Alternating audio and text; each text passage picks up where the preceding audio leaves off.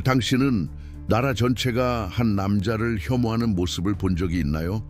단순한 불일치나 성숙한 민주주의에서 볼 수 있는 무관심이 아니라 마치 장례식에서 불청객이 침묵을 깨고 웃으며 아직 슬픔을 겪고 있는 사람들의 기억을 짓밟는 듯한 본능적인 혐오를 느꼈을 때의 그 감정? 바로 그것이 스코틀랜드에서 일어난 일이었습니다. 이는 단순한 시위가 아니었습니다. 이는 대중의 재판이었죠. 법정도 마이크도 관대한 관객도 없이 오직 거리와 사람들 그리고 수치심만이 존재했습니다. 도널드 트럼프는 그가 항상 가지고 있던 우월감을 내세우며 스코틀랜드 땅에 발을 디뎠습니다.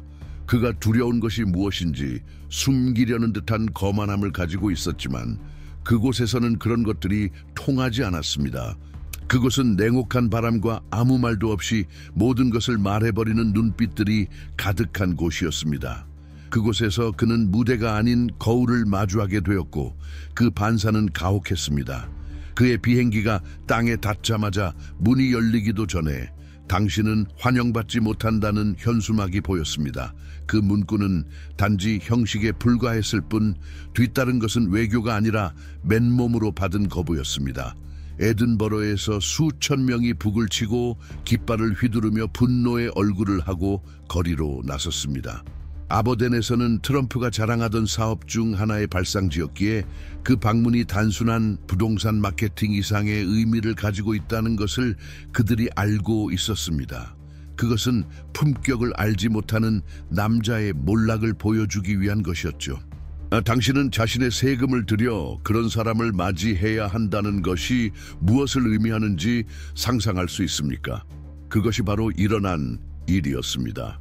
트럼프의 스코틀랜드 방문은 거기 거주하는 사람들만의 비용을 들인 것이 아니라 미국의 납세자들 역시 그 자만을 위한 헛된 전시를 위해 다시 한번 대가를 치르게 만든 것이었습니다.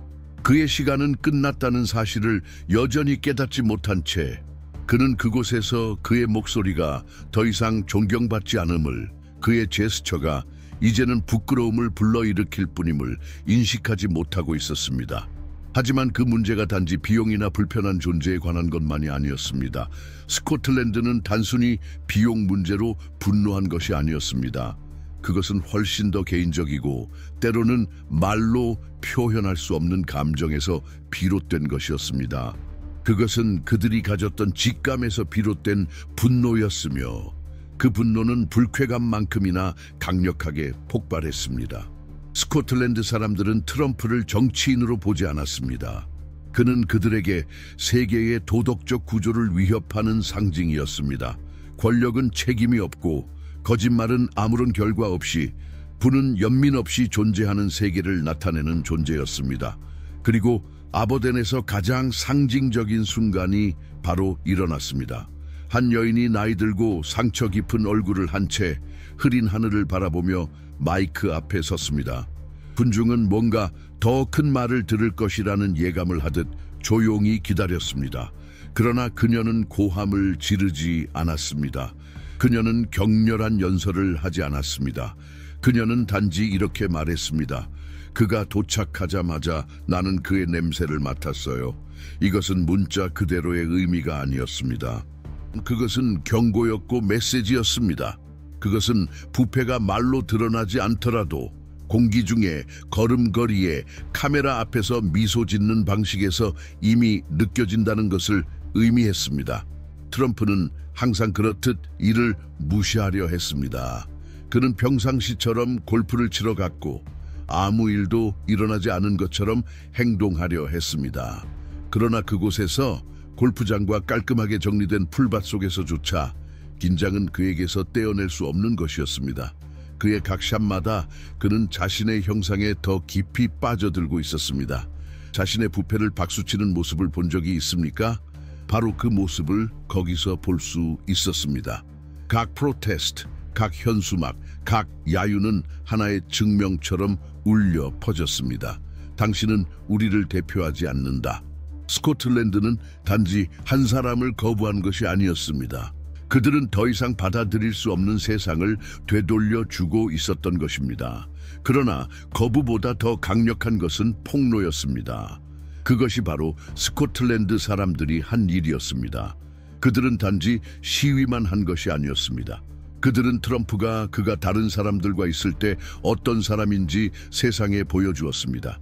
그는 세련된 외교의 마술도 비서진의 보호도 없이 그저 부유하고 비열하고 자만에 찬 깊이 작은 사람일 뿐이었습니다. 에든버러의 거리 한복판에서 한 예술가가 종이로 만든 왕관을 쓰고 상상 속의 감옥에 자신을 가두려 하는 어린이를 따라가는 트럼프의 캐리커처를 연기했습니다. 그것은 웃기기도 했습니다. 그러나 동시에 그것은 비극적이었습니다. 왜냐하면 그 안에는 피할 수 없는 진실이 있었기 때문입니다. 어린이조차도 특정 지도자들이 진정한 자리에 있지 않다는 것을 아는 것입니다. 트럼프는 이를 듣지 않았을 수도 있습니다. 어쩌면 그는 언제나처럼 이를 비웃었을 것입니다. 어쩌면 그는 군중을 조롱했을지도 모릅니다. 어쩌면 그는 또다시 어떤 비꼬는 이미지를 소셜미디어에 올리고 공격적인 농담을 했을지도 모릅니다. 그러나 스코틀랜드의 돌들 속에서 울린 침묵은 그 어떤 밈보다 더 크게 울려 퍼졌습니다. 그가 내려앉은 땅은 그를 굴복시키지 않았습니다. 그를 축하하지도 않았습니다. 그를 보호하지도 않았습니다. 모든 나라가 무기를 들고 일어나지 않습니다. 지도자들이 세우는 것도 아닙니다. 오직 손에 현수막을 든 용기와 담대함만으로 그들에게 당신은 여기에 있을 자격이 없다고 말할 때 그 나라의 진정한 용기가 보여집니다. 스코틀랜드는 그것을 해냈습니다. 그리고 그렇게 함으로써 트럼프가 그의 수십억 달러와 골프장들을 가지고 있더라도 결코 지울 수 없는 흔적을 남겼습니다.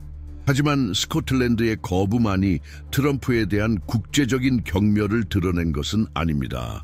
그것은 단지 그 일이 일어난 표면적인 모습일 뿐입니다.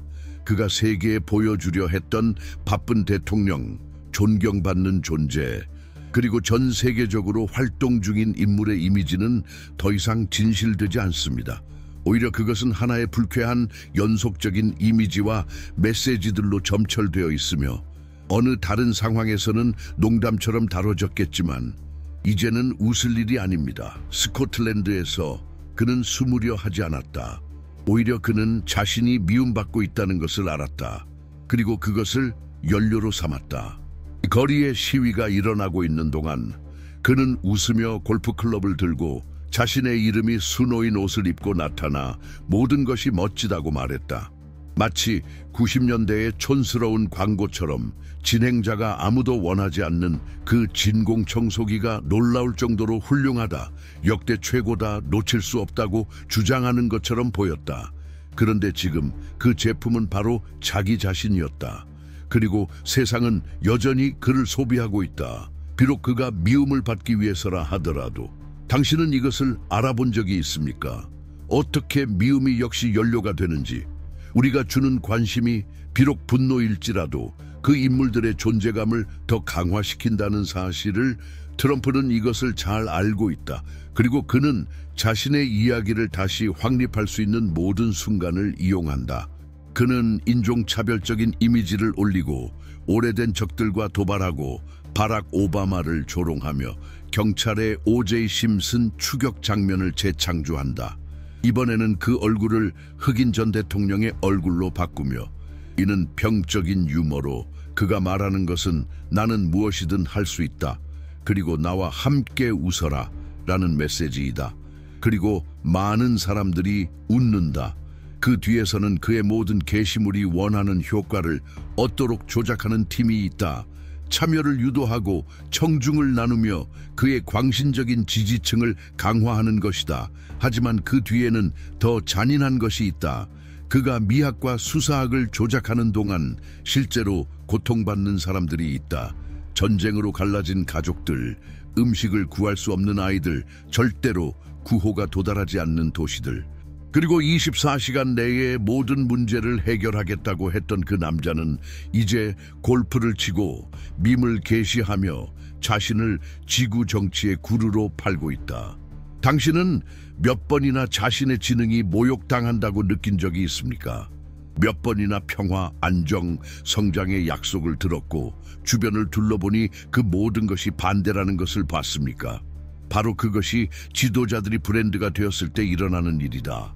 자만이 정치의 중심이 될 때 트럼프는 더 이상 대통령처럼 행동하지 않는다. 그는 무슨 수를 써서라도 무대의 중심으로 돌아가려는 퇴락한 연예인처럼 행동한다. 하지만 이것은 단지 스타일의 문제가 아니다. 스코틀랜드는 그의 왜곡된 유머나 촌스러운 옷 때문에 그를 거부한 것이 아니다. 중요한 것은 그가 인간의 고통을 서사적 자원으로 변형하는 방식이다. 그의 최근 게시물 중 하나에서 트럼프는 태국의 임시총리와 캄보디아 전쟁에 대해 이야기했다고 썼다. 마치 그가 세계 평화의 중재자인 것처럼, 마치 한판의 골프 게임과 다른 게임 사이의 외교적 혼란을 해결할 수 있는 것처럼. 그리고 가장 불편한 점은 무엇일까요? 태국과 캄보디아 간의 전쟁은 실제로 일어나고 있다. 지금 이 순간에도 사람들이 죽어가고 있다. 하지만 트럼프에게는 기회다. 그가 더 이상 대통령이 아니더라도 그는 정치인인 척 연기할 수 있는 기회. 그는 공개된 무대에서 연설하고 있다. 그는 마치 선거 캠페인 중인 것처럼 말하고 있다. 비극이 한가운데 있을지라도. 그리고 이것은 모든 것을 말해준다. 왜냐하면 1980년대에 자라며 베를린 장벽의 붕괴를 목격하고 글로벌화의 발전을 따라가며 2008년 금융위기와 2020년 팬데믹을 겪은 사람들에게는 세상이 얼마나 엉망이 되었는지, 그리고 이 엉망진창이 얼마나 명확한 얼굴, 이름, 방식으로 나타나고 있는지 깨닫지 못할 수 없다. 디지털 도구를 청소년들보다 더 공격적으로 사용하는 늙은 남자를 보는 것에는 특별한 불안이 있다. 트럼프는 대화를 원하지 않는다. 그는 공연을 원한다. 그는 합의를 원하지 않는다. 그는 숭배를 원한다. 아마 처음 그에 대해 들었을 때를 기억할 것이다. 많은 사람들에게 그것은 타블로이드, 리얼리티 쇼, 스캔들이었을 것이다. 그는 항상 그곳에 있었다. 배경 소음처럼. 그러나 지금 그는 단순한 소음 그 이상이다. 그는 상징이다.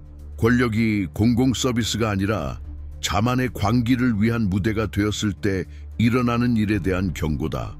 많은 지도자들이 역사 속에서 깊은 흔적을 남기지 않고 지나가지만 어떤 이들은 사건들의 흐름을 너무 강렬하게 형성하여 그들을 이해하려면 그들의 출발점으로 돌아갈 수밖에 없다. 도널드 트럼프는 바로 그런 인물이다. 그리고 그는 혼자가 아니다. 오늘날의 지구 정치에서 권위주의적 담론과 취약한 민주주의들, 자만과 책임 사이의 갈등을 이해하고자 한다면 그와 같은 인물들의 뿌리를 아는 것이 필수적이다. 그들이 어떻게 형성되었는지, 무엇이 그들을 이끌었는지, 어린 시절부터 그들의 집착, 모순, 전략들을 이해하는 것이 필요하다. 그래서 우리는 도널드 트럼프와 시 진핑과 같은 세계 정치에 영향을 미치는 대통령들의 전기를 다룬 특별 전자책을 추천한다. 이 지도자들을 젊은 시절부터 이해하는 것은 단순한 호기심이 아니다. 그것은 현재를 이해하고 미래를 예측할 수 있는 도구다. 전자책은 고정 댓글에서 확인할 수 있다. 최근 몇 달 동안 세계의 눈이 가장 많이 집중된 분쟁들 사이로 동남아시아에서 새로운 전선이 열렸다. 태국 군대는 논란의 여지가 있는 마을들을 향해 진격했다. 캄보디아는 비슷한 군사력을 갖추지 못한 채 게릴라 전술을 사용했다. 그리고 언제나처럼 민간인들은 그 사이에서 갇혔다.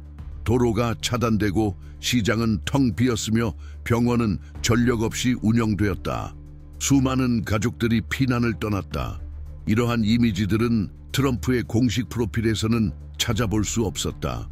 그의 번영과 임박한 평화에 관한 빈약한 연설에서는 그런 사람들에 대한 언급은 없었다. 그러나 그가 협상을 이끌어가고 있다고 가장하는 동안 두 나라에는 그의 책임 없는 부재의 무게가 떨어지고 있었다. 아이러니하지 않나요? 수년간 미국의 외교 채널을 약화시키고 다자간 협정을 조롱하며 국제 기구들을 포기한 한 남자가 이제 자처해 평화의 전도사가 되고 있다니. 그가 국무부를 해체할 때 그 평화의 부름은 어디에 있었나요? 직업 외교관들을 무시할 때는 유엔을 무용한 클럽으로 취급하고 역사적인 동맹국들을 기회주의적인 기생충으로 취급할 때는 이제 그는 마치 자신만의 구원처럼 등장하여 자신만이 아는 구원의 지팡이를 들고 돌아온 것처럼 보인다. 그리고 물론 그 지팡이를 팔고 싶어 한다. 하지만 그 연출 뒤에는 더 불편한 진실이 있다. 이것은 단지 선전이 아니다. 실제적인 영향이 있다. 태국과 캄보디아 간의 평화가 그의 전화 한 통에 달려있다고 주장하면서 트럼프는 지역 지도자들에게 직접적인 메시지를 보낸다. 진정한 외교는 중요하지 않으며 공식 채널은 무의미하다. 오직 그와의 개인적인 관계만이 중요하다. 그리고 만약 미국 대통령이 여전히 국제 정치의 중심인 것처럼 행동한다면 그 위험은 단순히 외교적인 문제가 아니다. 그것은 제도적이고 도덕적인 문제이다. 그곳에 사는 사람들에게 이것이 무엇을 의미하는지 생각해보라. 캄보디아의 한 아버지, 세 자녀를 둔 아버지가 상상된다. 그는 끊임없이 다가올 폭격에 자신과 가족이 파괴될지도 모른다는 두려움 속에서 살고 있다. 라디오를 통해 그의 나라의 미래가 골프를 치고 있는 1000km 떨어진 곳에 있는 남자에 의해 결정되고 있다는 소식을 듣고 있다고 상상해보라. 남은 신뢰는 무엇인가? 살아남을 희망은 무엇인가? 그리고 더 중요한 것은 독재자들이 자신들의 잔혹 행위를 정당화할 수 있다는 사실이다. 단 한 통의 전화나 긍정적인 언급만으로 그들의 행동이 합법화된다는 것을 그들이 깨달을 때 이는 이미 발생한 일이다. 헝가리, 터키, 필리핀의 지도자들이 그와 동일한 방식으로 행동했었다. 그들은 그를 찬양하며 대신 언론의 침묵과 정치적 탄압, 처형된 사람들에 대한 침묵을 받았다. 이제 그 공식이 반복되는 것처럼 보이지만 차이점은 트럼프가 더 이상 공직에 있지 않다는 것이다. 그는 자신을 대신하여 중개자로서 활동한다. 그는 자신만의 로비스트이다. 그리고 대중은 무엇을 하고 있는가? 그 모든 일이 벌어지는 동안 일부는 믿을 수 없다는 듯 지켜보고 일부는 웃고 많은 사람들은 채널을 돌린다. 왜냐하면 선거에서의 패배, 법적 소송, 가족의 스캔들, 국제적인 비난에도 불구하고 끊임없이 다시 등장하는 인물을 따라가는 것은 지치기 때문이다. 그러나 어쩌면 그게 바로 트럼프의 의도일지도 모른다. 피로감을 유발하는 것이다. 반복을 통한 무력화, 터무니없는 일을 너무 자주 보여주어 더 이상 사람들이 신경 쓰지 않도록 만드는 것이다. 스캔들을 배경소음으로 바꾸는 것이다. 어쩌면 트럼프가 올리는 글들이 바로 그 이유일 것이다. 그가 그 혼돈을 자신 주위에서 계속 돌리기 위해서. 그럼 당신은 어떻게 생각합니까? 정치인이 정말 당신의 삶을 신경 쓴다는 것을 마지막으로 믿었던 때가 언제인가요? 당신의 표가 아니라, 당신의 지지가 아니라 당신의 일상적인 삶을 말입니다. 급여가 입금되기 전에 지불해야 하는 청구서들, 서서히 다가오는 병이 있는 가까운 가족, 연금도 존엄도 보장되지 않는 나라에서 나이가 들어가는 불안, 바로 이것이 문제입니다. 트럼프와 같은 지도자들이 자신을 구세주로 내세울 때 그들은 해결책을 제시하는 것이 아닙니다. 그들은 효과적인 문구로 포장된 환상을 팔고 있습니다. 그리고 많은 사람들이 그의 공연에 방해받는 동안 공동체의 복지 기반을 지탱하는 구조들은 계속해서 침식되고 있습니다. 다른 사람들의 고통이 정치적 거래로 변질된 것을 인식하는 것은 잔인합니다. 그러나 그보다 더 잔인한 것은 그것을 사는 사람이 있다는 사실입니다. 캄보디아의 어린이가 울며 그녀의 아버지가 전쟁에 끌려갔다는 사실을 알고도 이 모든 것이 정치적 재생이라는 신성한 계획의 일부라고 믿는 사람들, 적어도 그는 진짜다고 말하는 사람들, 마치 진정성이 공감 없이는 아무 의미가 없다는 것을 알지 못하는 것처럼 트럼프가 오늘날 대표하는 것은 그저 이념을 갈라놓는 인물이 아닙니다. 그는 냉소가 리더십 스타일이 된 시대의 거울입니다. 그리고 우리가 할 수 있는 가장 정직한 질문은 그에 대한 질문이 아니라 우리 자신에 대한 질문일지도 모릅니다. 왜 우리는 여전히 자신이 대표하는 것만 아는 사람에게 무대를 제공하고 있을까요? 여기까지 읽으셨다면 아마 우리가 이 지점에 이르게 된 이유를 이해하려고 하셨을 것입니다. 전쟁이 일어나고 정치적 담론은 시들어가는 것을 보며 길을 잃었다고 느꼈을 수도 있습니다. 빈약한 약속과 조작된 이미지들에 지쳤을 수도 있습니다. 그래서 여기 진심 어린 초대가 있습니다. 채널을 구독하고 이 영상이 당신에게 의미 있었다면 좋아요를 눌러주세요. 그리고 댓글로 당신의 생각을 공유하세요. 왜냐하면 이 연출의 시대에서 우리가 아직 남아있는 해독제는 함께 생각할 수 있는 능력, 큰 소리로 생각하고 터무니없음 앞에 침묵하지 않는 능력일 테니까요. 오랜 시간 동안 가혹하고 세상에서 가장 혐오스러운 이야기가 이어졌습니다. 젊은 여성들의 증언, 그들이 알게 모르게 유혹당하고 수모를 당하고 권력 있는 남자들에게 물건처럼 제공된 이야기가 연이어 나왔습니다.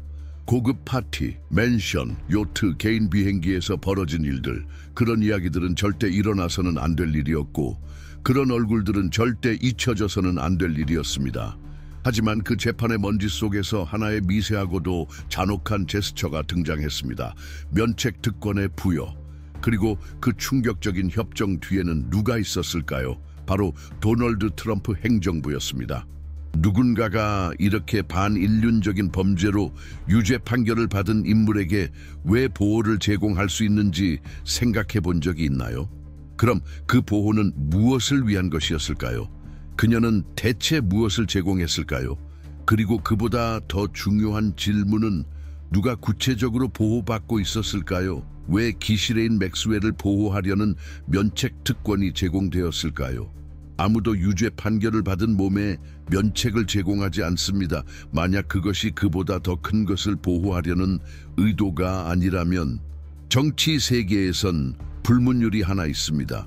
공공의 눈이 대중적 쇼에 집중할 때 그 배후에서 가장 수치스러운 결정들이 내려진다는 것, 그리고 도널드 트럼프가 골프장에서 미소를 지을 때 기밀 문서들이 서명되고 있었습니다.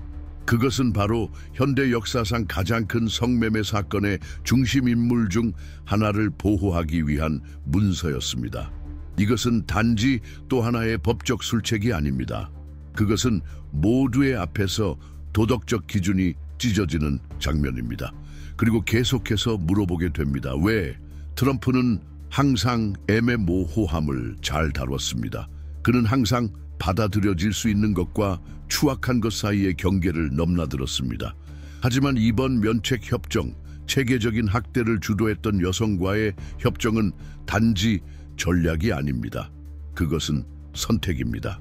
그것은 그가 무엇을 가치 있게 여기는지에 대한 직접적인 반영입니다. 침묵을 대가로 한 충성심, 복종을 대가로 한 보호. 하지만 더 분노를 일으키는 것은 그 협정 그 자체가 아닙니다. 그 협정이 드러내는 것이죠. 맥스웰의 재판에서 나온 증언들을 살펴보면 트럼프의 소유지와 관련된 언급들이 나옵니다. 맞습니다. 당시 10대였던 소녀들이 마라라고 리조트로 끌려갔다는 이름이 언급됩니다. 무시된 세부 사항들, 공적 논의에서 사라진 찢겨진 삶의 조각들, 왜 그런지 알 수 없습니다. 왜냐하면 그 순간 이후 모든 것이 사라져버린 것 같습니다. 몇 명이나 더 많은 이야기가 묻혀야만 한 남자가 자신의 내러티브를 고수할 수 있을까요? 하지만 지금 무엇이 일어나고 있는지 느껴지나요? 가치가 뒤바뀌고 그것이 규범이 되어가는 것을 느낄 수 있나요? 오늘날 정치인은 그의 행동의 정직성보다는 자신을 중심에 두는 능력으로 더 많이 판단받고 있습니다. 윤리는 장식품이 되었고 진실은 거래의 도구가 되었습니다. 그리고 그 사이 피해자들의 얼굴은 헤드라인에서 사라집니다. 예를 들어 버지니아는 각주로 밀려났습니다. 세상은 계속 돌아가지만 그녀는 그렇지 않았습니다. 다른 사람들도 마찬가지입니다. 왜냐하면 트라우마는 만료되지 않으며 시효가 지나지 않으며 통계로 치환되지 않기 때문입니다. 당신은 상상할 수 있습니까? 당신의 가해자가 국가의 수장에 의해 보호받고 있다는 사실을, 당신의 가해자가 갈라디에 초대되어 선거운동에 등장하며 그의 얼굴이 웃고 있을 때마다 당신 안에서 새로운 상처가 열리고 있다는 사실을, 그럼에도 불구하고 선전기계는 여전히 돌아갑니다. 수천 명이 버림받았다는 진짜 고통을 겪고 있는 동안 트럼프는 단 $9만으로 또 하나의 상징적인 승리를 얻기 위해 그의 지지자들에게 이메일을 보냅니다. 또 하나의 왜곡된 여론조사, 또 하나의 이름이 적힌 스티커. 그런 것들이 그가 감옥에 있지 않은 동안 서명하고 연락을 하고 상호보호 네트워크를 구축하는 시간 속에서 일어납니다. 하지만 그가 통제할 수 없는 것이 있습니다. 기억은 다시 재구성되기 시작합니다. 한때는 흩어져 있던 점들이 이제 이어집니다. 피해자들의 기억, 그것은 지워지지 않으려 합니다. 그들의 목소리가 사라지지 않으려 합니다. 그리고 시민들의 기억도, 그들은 잊는 것을 거부합니다. 우리는 이념에 대해 이야기하는 것이 아닙니다. 좌우를 넘어선 문제입니다. 그것은 인간성에 관한 문제입니다. 절대로 상대화할 수 없는 최소한의 윤리에 관한 문제입니다. 왜냐하면 우리가 아동 성착취를 면책특권이라는 도장 하나로 지울 수 있다고 받아들인다면 우리는 단지 선거에서 패배한 것이 아닙니다. 우리는 여전히 문명사회에 속한다고 말할 권리를 잃은 것입니다. 어떤 것들이 너무 터무니없어서 사실 일리 없다고 생각하지만 결국 그냥 지나쳐버린 적이 있지 않나요? 마치 지나치게 많은 터무니없음이 집단 면역을 만들어낸 듯한 느낌? 마치 세상이 기괴함에 대한 독성 내성을 발달시킨 것처럼 말입니다. 헤드라인을 보면 미국 대통령이 자신의 지지층을 이용해 나는 너를 사랑해 벤과 같은 메시지를 담은 이메일을 보내고 그 아래에는 마가를 위한 $5를 요청하는 장면을 보면 단지 현실에서 벗어난 웃긴 일탈이 아닙니다. 그것은 더 어두운 무언가의 신호입니다. 바로 전체 유권자층을 의도적으로 유아화시킨 것입니다. 이는 단지 공격적인 마케팅이 아닙니다. 그것은 친밀감을 가장한 감정적 조작입니다. 지지자들에게 개인화된 메시지, 애정 어린 톤, 독점적 인정의 거짓 약속을 담아 직접 글을 쓰는 도널드 트럼프는 정치가 불균형적인 관계로 바뀌게 만듭니다.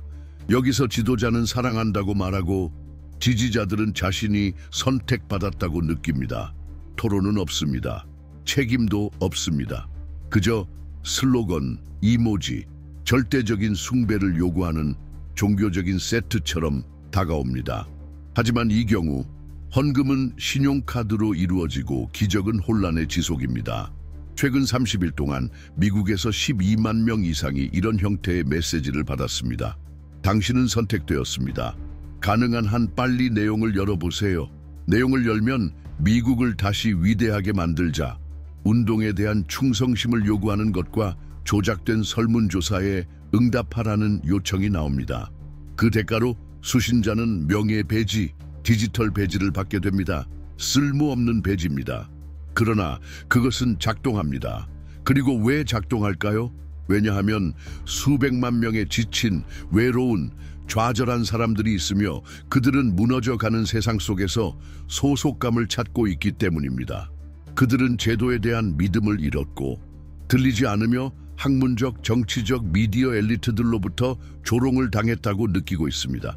그리고 누군가가 그들에게 이름을 불러가며 달콤한 말과 고백하는 톤으로 다가올 때 그들은 넘어갑니다. 그들이 순진해서가 아닙니다. 그들은 감정적으로 굶주려 있기 때문입니다. 트럼프는 단지 약속만을 파는 것이 아닙니다. 그는 의미를 제공합니다. 그리고 더 위험한 것은 그는 안도감을 제공합니다. 깊이 생각하지 않아도 되는 안도감, 즉각적인 답을 가질 수 있는 안도감, 명확한 악당을 식별할 수 있는 안도감, 언론 탓이다, 이민 탓이다, 좌파 글로벌리스트 탓이다. 그리고 점차적으로 세상의 복잡함은 효과적인 문구, 왜곡된 이미지, 대규모 기부 캠페인으로 녹아내립니다. 하지만 더 교활한 일이 벌어지고 있습니다. 가장 노골적인 터무니없음에 대한 집중이 있을 때 그림자 속에서 돌아가는 기계가 있습니다. 바로 데이터 수집입니다. 클릭 하나하나. 당신은 아직 진정한 마가 지지자인가? 라는 질문에 대한 답, 트럼프에 대한 지지 확인은 모두 기록되고 카탈로그화되며 다른 디지털 행동과 교차됩니다. 이것은 단순한 정치가 아닙니다. 그것은 감정적 감시입니다. 그리고 이 데이터베이스는 지지자 각자의 심리적 프로필에 맞춰 리더의 언어를 형성하는 데 사용되고 있습니다. 혹시 당신은 캠브리지 애널리티카 스캔들을 기억할지도 모릅니다. 이제 이 모델이 어떻게 전직 대통령에 의해 무제한 자원과 열광적인 지지층을 가지고 직접 적용되고 있는지 상상해 보세요. 우리는 산업 규모로 감정적 공학을 다루고 있는 것입니다. 목표는 무엇일까요? 리더와 개인 사이에 직접적인 관계를 구축하는 것입니다. 언론, 제도, 심지어 가족의 중재 없이. 그리고 남는 것은 무엇인가요? 하나의 거품입니다. 트럼프는 부당한 예언자, 보이지 않는 적들에게 추적당하는 인물로 보이며 세상은 그가 권력을 되찾지 않으면 붕괴 직전이라고 믿는 현실이 형성됩니다. 그리고 그 모든 것은 감동적인 영상, GIF, 거짓 증언, 세심하게 조정된 슬로건들로 강화됩니다. 미국의 운명은 당신의 손에 달려있다. 당신은 자유의 마지막 수호자다. 지금 기부하지 않으면 모든 것을 잃게 된다. 문제는 단지 명백한 조작에 있지 않습니다. 그것은 언어에 있습니다. 반복에 있습니다. 감정을 함정으로 사용하는 데 있습니다. 그리고 도널드 트럼프는 이 영역을 다른 누구보다 잘 다룹니다. 예를 들어 트럼프의 팀이 보낸 이메일 시간대가 신경학적으로 매핑된 패턴을 따른다는 것을 알고 있었나요? 피크 시간대는 아침 6시에서 7시 사이, 그리고 밤 8시에서 9시 사이로 뇌가 감정적인 메시지에 더 민감해지는 시간입니다. 그 시간은 논리적 사고가 완전히 활성화되기 전 혹은 하루 종일 일을 마친 후에 정신적으로 피로해지는 시간입니다. 우연일까요? 물론 아닙니다. 이 메시지들은 우리가 대화해야 한다. 너는 나를 실망시켰는가? 이것이 너의 마지막 기회다.와 같은 제목으로 도착합니다. 이들은 긴급함과 죄책감을 조작하는 마케팅입니다. 그것은 정치적 마케팅이 감정적 협박으로 변형된 것입니다. 그리고 더 나쁜 것은 그것이 작동한다는 것입니다. 그것은 작동하기 때문에 지난 분기 동안 1억 3천만 달러가 소액 기부로 모였습니다. 맞습니다. 1억 3천만 달러, 한 번에 5달러씩. 그리고 수백만 달러가 한 남자의 패배를 인정하지 않으려는 집착을 위해 빨려 들어가는 동안 학교는 예산이 부족하고 병원은 한계에서 운영되며 전쟁 참전 용사들은 미국 대도시의 거리에서 노숙을 하고 있습니다. 이 숭배의 진짜 비용은 재정적인 것이 아닙니다. 그것은 도덕적인 것입니다. 그것은 공동체의 아이디어가 붕괴되는 것입니다. 우리는 이 경기를 뒤집을 시간이 아직 남아있을까요? 이제 또 하나의 기괴한 장면이 펼쳐집니다. 마치 어린이용 보드게임처럼 왜곡된 국제 외교의 모습. 도널드 트럼프는 태국과 캄보디아의 지도자들과 대화했다고 알리기만 한 것이 아니라 자신이 직접 그가 만든 보드게임에서 중심이 되는 말판의 핵심이 됐다고 자처했습니다. 마치 실제 전쟁, 실제 사망자들이 존재하는 상황이 그저 샌드위치와 공격적인 게시물 사이에서 나누어지는 대화로 해결될 수 있다는 듯 말입니다. 민간인들이 폭격을 피해 도망치고 있을 때 트럼프는 우리는 번영에 가까워졌다고 말합니다. 누구의 번영인가요? 어디에서요? 태국에서 국경 도시들이 전쟁터로 변한 곳에서, 캄보디아에서 농촌 공동체들이 강제로 대피하면서 그들의 농장이 불타는 곳에서, 아니면 마라라고에서 그는 폐쇄된 만찬에서 잔을 들며 왜곡된 세상의 버전을 팔고 있는 곳에서, 이 모든 것이 새롭지는 않지만 모든 것이 이제 새로운 붕괴의 구역으로 확장되는 느낌이 듭니다. 왜냐하면 이제 그는 더 이상 임기를 필요로 하지 않습니다. 그는 더 이상 내각도 외교장관도 필요하지 않습니다. 그는 법이 명확히 정의되지 않은 영역에서 운영되는 대체 권위로 자리 잡았습니다. 그리고 그 영역은 바로 인터넷입니다. 공적인 소통의 열린 공간으로서의 인터넷이 아닙니다. 그것은 바로 팔로워들이 암호화된 지시를 받고 이론들이 지침이 되어가며 정치적 결정들이 밈과 루머에서 태어나는 비밀 네트워크입니다. 더 무서운 점은 이 평행 세계가 어떻게 제도화되고 있는지 보는 것입니다. 최근 방콕에서는 트럼프를 지지하는 현지 기업인들이 비공식 회의를 소집했습니다. 그들의 목표는 무엇이었을까요? 미국 대표들과 비공식적인 대화 채널을 만드는 것. 이는 대체 외교가 아닙니다. 이는 국제 주권의 파괴입니다. 그리고 그 회의는 박수 속에서 받아들여졌습니다. 그렇다면 그 신화가 무너질 때, 그 연설이 실패하기 시작하면 무엇이 남을까요? 바로 그 지점에서 상징적인 폭력, 그리고 점점 더 실제적인 폭력이 등장합니다. 우연히도 트럼프의 연설을 정당화하는 방식으로 무장한 민족주의 단체들이 예방적인 행동을 취하는 이유로 그 연설을 사용하고 있습니다. 캄보디아 남부에서 민병대는 국가 전통을 보호하기 위한 국제적인 비공식적 지원을 언급하는 전단지를 배포했습니다. 그 전단지에는 스타일화된 깃발과 함께 "당신은 혼자가 아니다" 라는 문구가 적혀 있었습니다. 그것은 무기화된 수사학입니다. 총기 냄새가 나는 수사학입니다. 그리고 이것은 고립된 사건이 아닙니다. 베트남에서는 젊은이들에게 서구의 가치를 보호하라는 메시지를 퍼뜨리는 디지털 셀들이 등장하고 있습니다. 그 게시물들은 트럼프의 연설에서 나온 글로벌리즘, 이민, 기독교적 도덕 방어에 대한 직접적인 언급을 포함하고 있습니다. 그들 중 대부분은 기독교가 주류인 나라가 아닌데도 말입니다. 그 논리는 명확합니다. 그 연설은 말이 되어야 하는 것이 아니라 어떤 두려움, 어떤 분노, 어떤 소속감과 울림을 제공해야만 합니다. 이 모든 것이 멀게 느껴질 수도 있습니다. 하지만 이렇게 생각해 보세요. 얼마나 자주 터무니없는 뉴스를 보고 아무 반응 없이 그냥 고개를 저으며 "당연히 그렇지라고 중얼거리고 하루를 계속 보냈나요? 바로 이 터무니없음의 자연화가 트럼프 같은 남자가 번성할 수 있게 만드는 것입니다. 그들이 똑똑해서가 아니라 그들은 계속해서 하기를 반복합니다. 더 크게 말하고 세상이 속삭일 때 외칩니다. 그리고 무엇보다 중요한 것은 그들이 세상이 비극을 응시하지 않기를 알고 있다는 것입니다. 하지만 만약 우리가 그 비극을 바라본다면 어떻게 될까요? 만약 우리가 지금 벌어지고 있는 일을 명확하게 지적하고 그것이 더 이상 단지 선거에 관한 것이 아니라 실제와 연극을 정의하는 싸움임을 인정한다면 도널드 트럼프는 평범한 정치인이 아닙니다. 그는 결코 그랬던 적이 없습니다. 그는 변형된 존재입니다. 실패한 실험이었지만 여전히 강제로 살아가고 있는 존재입니다. 이제 그는 더 이상 공식적인 구조를 필요로 하지 않습니다. 그는 단지 관심을 필요로 합니다. 세상이 그에게 혐오, 웃음, 피로로 반응하도록 해야만 합니다. 중요한 것은 그 이름이 계속해서 회자되게 하는 것입니다.